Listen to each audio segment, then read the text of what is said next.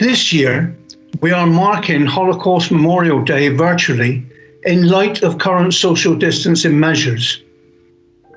We hope we will be able to return to our usual commemoration activities in due course. It is impossible to embrace the scope of Holocaust Memorial Day and its theme in only a few words. But with the help of our contributors throughout this short civic commemoration film, I hope that their words will help us towards greater awareness and deeper understanding of both our past and the present. Holocaust Memorial Day remembers the 6 million Jewish men, women, and children who perished in ghettos, mass shootings, concentration and extermination camps. Over 200,000 gypsies and travellers who were also registered, sterilised, and then deported to concentration camps.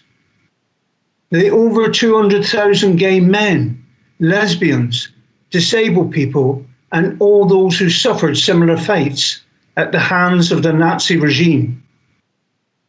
We also remember the victims of subsequent genocides in Rwanda, Cambodia, and in regions like Darfur, Libya, and in the cities of Srebrenica and Halabja. It is important that we all remember and learn from these terrible events. Humanity is still scarred by the belief that race, religion, disability, or sexuality makes some lives worth less than others. When we see discriminatory legislation, social attitudes vilifying minorities, and the mass internment of specific groups, we are right to be alarmed, as they are often the first steps on the slippery path to genocide. Anti-Semitism, genocide, racism, xenophobia, and discrimination still continue. We have a shared responsibility to fight these evils. We must make sure that future generations not only acknowledge the causes of the Holocaust, but also reflect on its consequences. As our local population changes, we all need to learn more about each other, to understand rather than fear our difference. We all together, every individual, every organisation, and every nation must unite to be the light in the darkness so that such an atrocity cannot happen here.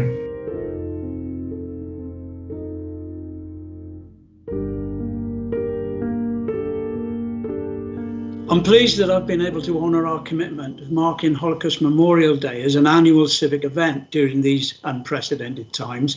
This year's theme, Be the Light in the Darkness, is now more relevant than ever. Holocaust Memorial Day runs to the heart of our organisation's values. It's very important to me that as a city we're comfortable with diversity, and we need to respond positively, not only to remembering the events of the past once a year on Holocaust Memorial Day, but also to promote integration and community cohesion every day so that we're a truly welcoming city. Now, as a council, we pride ourselves on our strong community leadership and working together with all our communities to ensure that the city is welcoming to all our residents and visitors, whatever their background. And we take our responsibility seriously, including our statutory responsibility to eliminate hate crime. We work with our partners to serve the best interests of our city and its communities, as we did when we set up safer reporting centres across the city to ensure that the victims of hate have somewhere they feel safe to report their experiences. Lastly, we treat everyone with dignity and respect, including our residents, colleagues, and service users. This year especially, we have had a diversity drive, and we're working hard to ensure that equality and diversity is at the centre of everything we do. By ensuring that Plymouth remains a fairer city where everyone does their bit, we encourage people from all backgrounds to make this city their home. And so long as we continue to protect the most vulnerable people in our society and ensure that all our communities feel safe and welcome, will continue to grow as a city. I know how important it is to those who have suffered at the hands of historical injustice to have the opportunity to speak out and to remember the victims. And it's important that we learn all the lessons of the past and be the light in the darkness.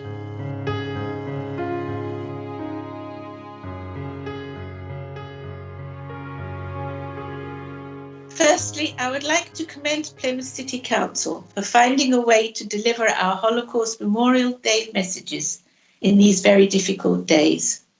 This year's theme is Be the Light in the Darkness, can be interpreted in a number of ways, but to me it seems that the light implied is the light of truth in these days of fake news and other widely distributed falsehoods.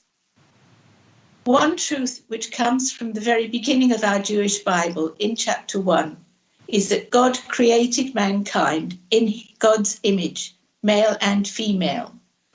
Note, all mankind, we are all the same to God, and God's image is both male and female. We vainly classify ourselves as Homo sapiens, wise people. But I think we can learn from another species with which we are all familiar, dogs. When two dogs meet, even say a Great Dane and a Skye Terrier, do they see themselves as different? No, they just recognise that the differences are superficial, that they are both dogs and therefore potential friends. We should also be able to see that outward differences are just superficial. We are all just people and should be friends.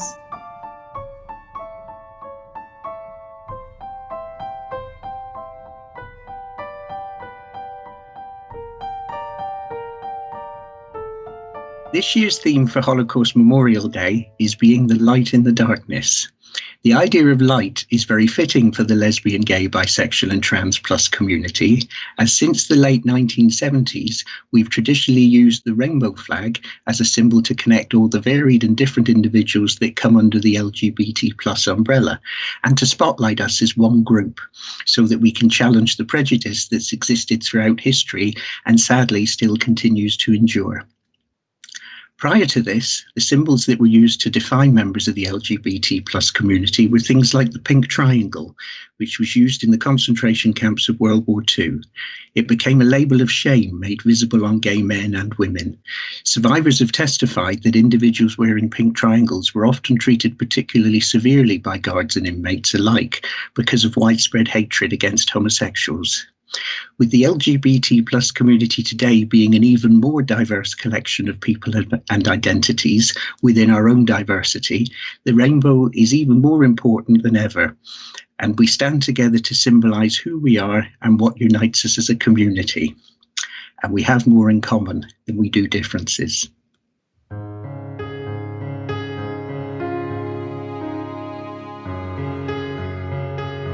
Finding and being the light in the darkness in the context of the current global pandemic and of remembering the Holocaust is on the face of it a very tough ask. But Holocaust survivor Eli Wiesel said, "Just as a man cannot live without dreams, he cannot live without hope." In addition to singling out the Jewish people for complete annihilation, the Nazis targeted for discrimination and persecution anyone and any group who threatened their ideas, including trade unions representing working people. Hundreds of thousands of lives were destroyed because of Nazi persecution, and many groups affected did not receive acknowledgement of their suffering until long after 1945. On assuming power in 1933, one of the early groups the Nazis targeted for arrest and imprisonment were workplace trade union reps and activists.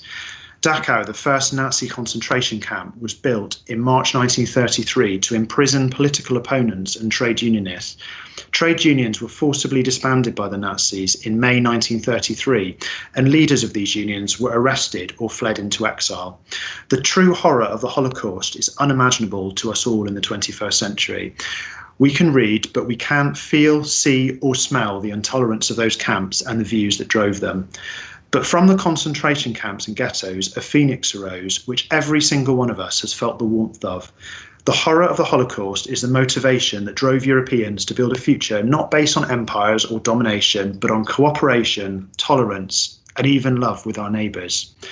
More so, the world announced at these events, unparalleled in scale with what went before, but too common an occurrence in human history, in creating the United Nations and declaring human rights for all mankind in 1948, a legal weight for humanity regardless of creed, colour or sex. It had seen Jews and all other peoples welcomed as fellow nationals rather than unwanted guests. States are less and less defined by us versus them, but by multiculturalism and welcoming. It has taught the world that humanity is a little bigger than we thought. The truth is that the perpetrators of the Holocaust believed they could wipe out their political opponents, trade unions, and the Jewish people, and many other sections of society they targeted in the gas chambers and camps. What they achieved at devastating cost and to the opposite of all of their intent was burning the bridge of public opinion with old intolerances and formed the foundation of a world built on emancipation for all. These values are not prerequisite, they are a choice and one that we need to argue and fight for and renew every day. These are the values that are at the heart of the modern trade union movement and our members protecting people in the workplace. And we choose to fight for those values every day and not to take our values for granted. We dare to dream and we dare to hope.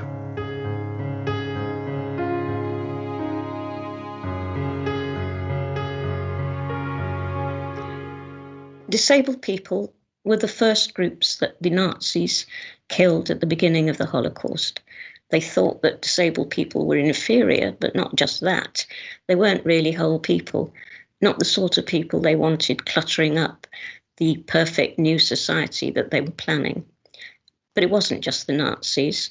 In America, Sweden and Britain, educated people, doctors and politicians, were also discussing the problem of disability, the burden of disability, and lives that were not worth living as they were seen. And they too were looking at solutions. But after the war, in the decades after the war, disabled people came together in collectives, and disability movement developed in many countries, and the voice of disabled people became much stronger. And it's this strength of voice and also the increasing visibility of disabled people that's begun to change attitudes in society. And this change really is the light against the darkness of discrimination, of prejudice, of barriers, some of them unconscious barriers, against disabled people's full participation in society, the rights of that full participation.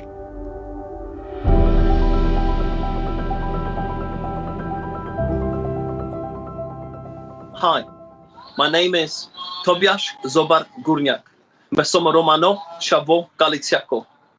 I'm a Romani Gypsy and I come from Poland. I live in England with my family, and today is a really important day in our history for our Roma community. It's about not to forget, but to look to the future. So we always start with a blessing. Saure Manusha, Roma, Vecao Svetos, Dam Sasete Bachtale, Budbachte Sashchipen Saurenge Romenge, Saurenge Manushenge. Tenabi Stena Samari Historia, but the Ciclara Samare Chavore, the Jiven, Sawachi Manusha, Vecada Svetos. It was a blessing with peace and love and light, and not to forget our history, to teach our children to be the light in the future, and teach them to be great human beings. So from me and my family, just want to say peace and love. Thank you for being here today. We are one. Thank you. Peace.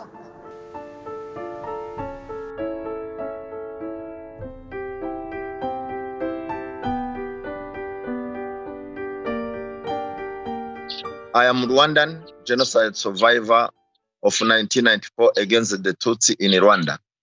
In a genocide, I lost 95 people, close family members, including my both parents, my mom, my dad. My wife also, she lost her family, who was buried alive. However, after genocide, I have a meet with all people who killed my family. My heart was full of anger, hatred, vengeance. However, as a born-again Christians, it was very hard for me to, because these people, they was my neighbors. It was very hard for me to live with them if I don't forgive them. I had a meeting with them. I told them, I forgive you for everything you have done to kill my family. That forgiveness was for me first because the hatred and the anger, the vengeance that was going to destroy my life if I don't forgive for them. After, they became my best friend. I was buying gift from UK. When I came to Rwanda, I give them the gift. The hatred was in my heart. My wife's heart was go out after forgiveness. Forgiveness is not for offender. Forgiveness, it was for ourselves. After we forgive them, our heart was healed. Thank you very much to hear my story.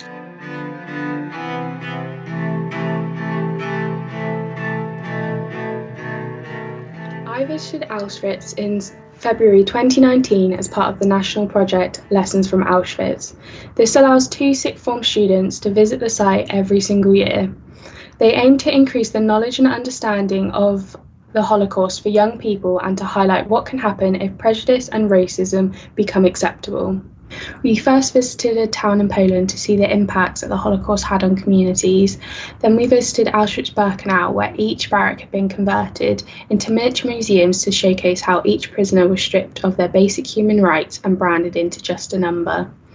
The barracks showed registration documents of inmates, piles of their hair, clothes and shoes, and other items seized from the prisoners as they entered the camp. Afterwards, we headed to Auschwitz.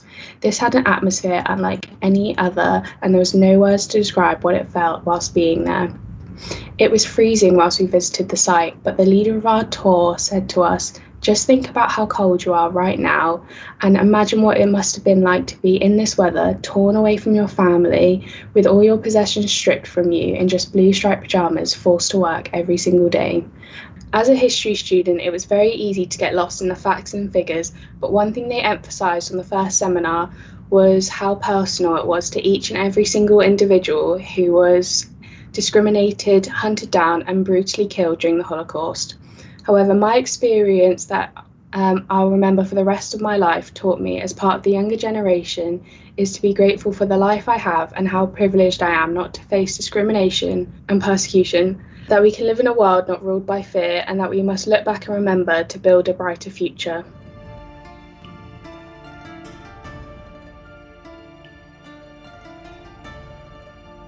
Plymouth's my home. I grew up here, but I wasn't born here. After the Iranian Revolution in the late 70s and persecution of faith groups like members of the Baha'i faith, return to Iran became impossible for me and my family. When you're faced with big tests in life, it makes you wonder, how can I make a difference? How can I help make things better? As a member of Plymouth Centre for Faith and Cultural Diversity, we've been delighted to work with the City Council each year since this very special commemoration began in 2001. One of the biggest privileges was bringing to Plymouth each year the late Solly Irving, a Holocaust survivor from London, who from 2001 to 2016 spoke to over 30,000 Plymouth students, sharing his painful memory of those darkest times. Some of you may remember him. Solly passed away in 2017, and now the centre has dedicated itself to preserving and promoting his story and legacy of hope. Solly always ended his talks with these words: "Try to create a better world than the one I had to endure." Let us all now be guided and inspired by these words, and let this be our light in the darkness.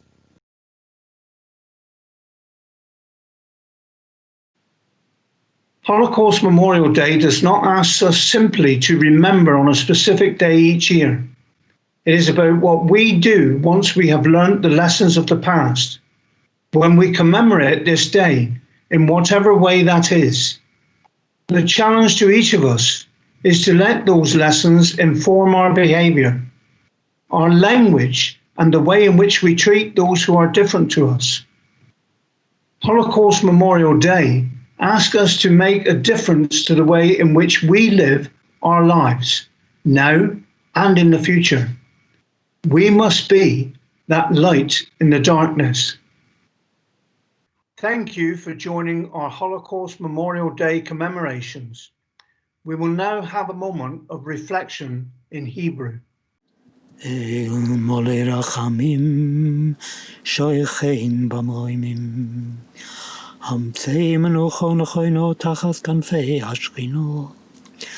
במעלויס קדושים וטהורים, כזוי האור כי המזהירים. Es nishmois acheinu v'achyoseinu asher nishpachtom kamayim v'she'ovdu mipnei chamas hametzik ba'aratzois tachas memsheles Germanio. Ono bal holachamim hastirem b'seisek nufech oloilomim Utzro b'tzro hachayim es nishmasom Adonai hu nachalosom V'yonuchu v'shalayim al mishkavom V'noima Amen.